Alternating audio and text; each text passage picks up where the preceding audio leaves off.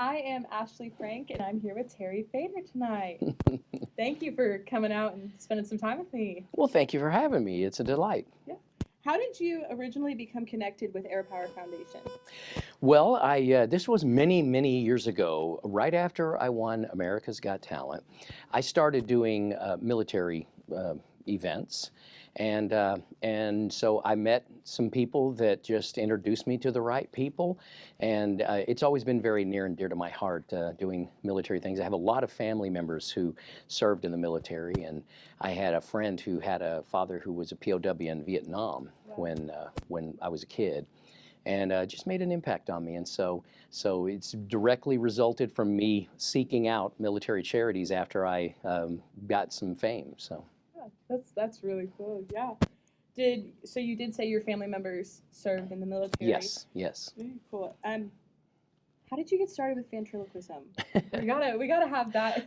Well, you know, it wasn't something that I really had never considered it before. I had seen, you know, ventriloquists had come to my church, and by the way, they were terrible. I knew them even at 5 and 4 years old in children's church. I was like, this guy is not very good. I could see his lips moving, and I couldn't understand a lot of things the puppet said. So I was a very intelligent young person. While the other kids are laughing, I'm like, this guy isn't very good.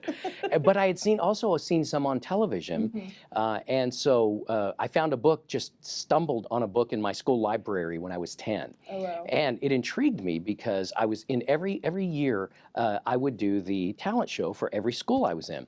And then I said, you know, there are other singers, there are other magicians, which I had done those things.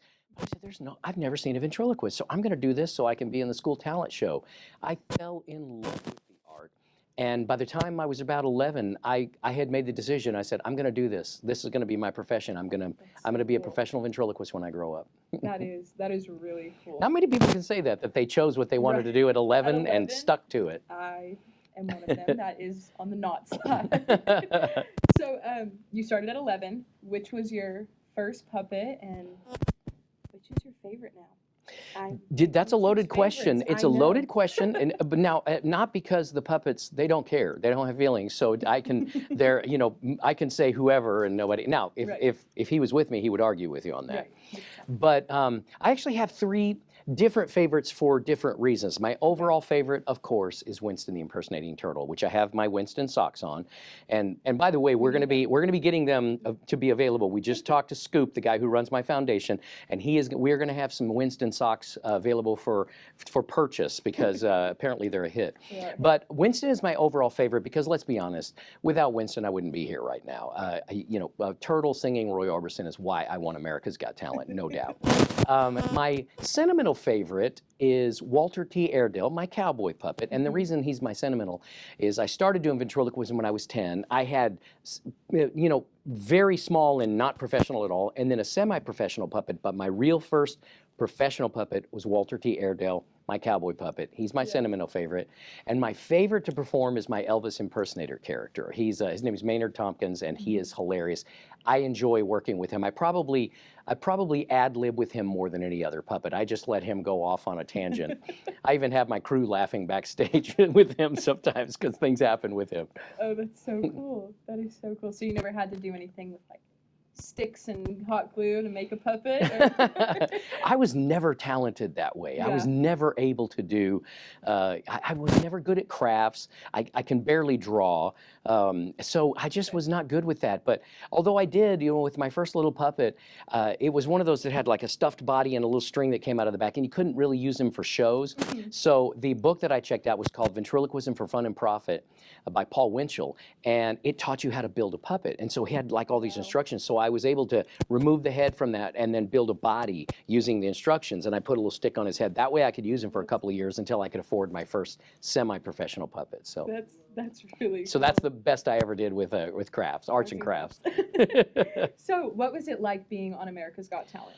It was amazing. It was so much fun. I mean, I was 42 years old.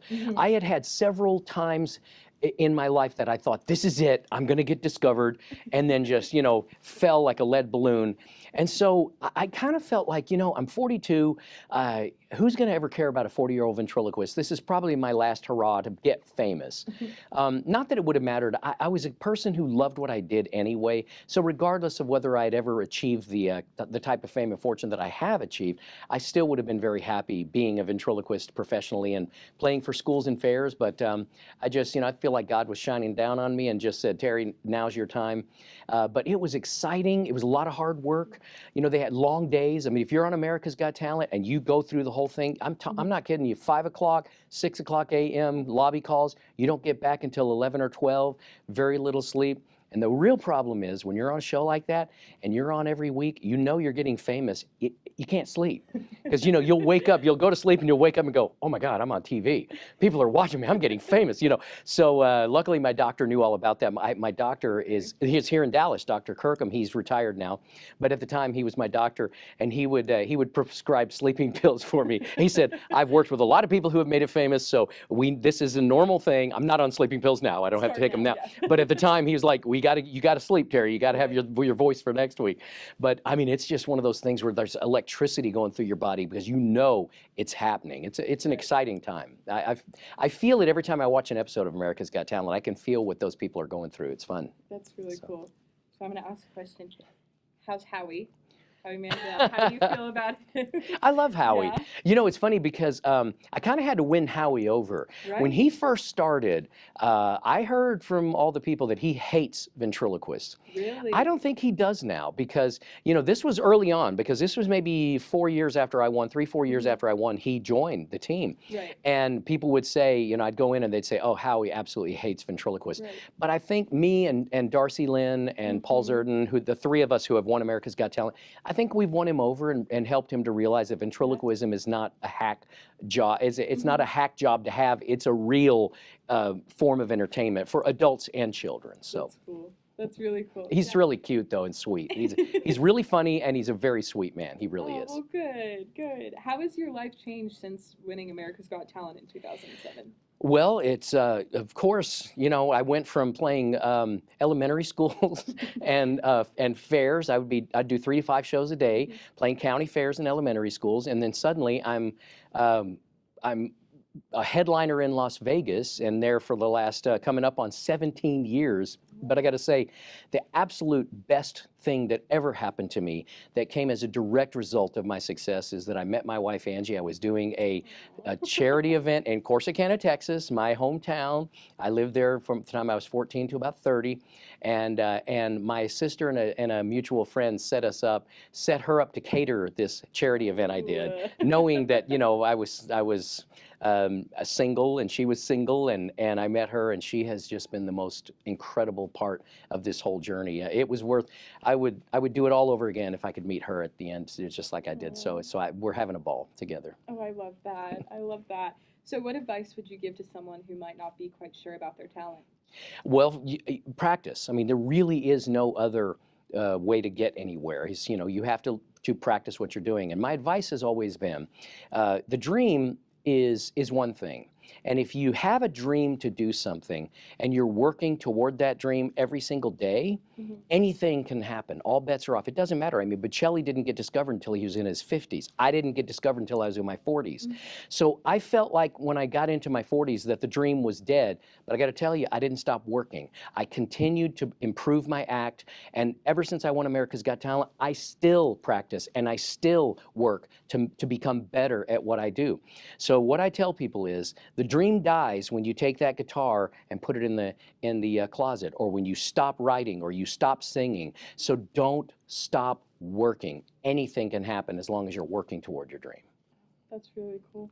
So I understand you have your own foundation. Can you tell us a little bit about the Terry Fator Foundation? Well, the Terry Fator Foundation is all about service. It's all about finding charities that need help, that need money, and it predominantly is with military. We do some first responders, but we also, the foundation also helps with other types of things. And it's really about giving and serving the community and serving people in need. And that's it's just something that's always been near and dear to me, and predominantly military and first responders. I just feel like, when our when our military came home from Vietnam and they were treated so poorly by some people, not everybody, but some people, that was heartbreaking. And when I see first responders get treated with disrespect, that breaks my heart as well. So we really added first responders as a major part when we saw that people were beginning to disrespect some of the folks that really dedicate their lives to serving the rest of us. And so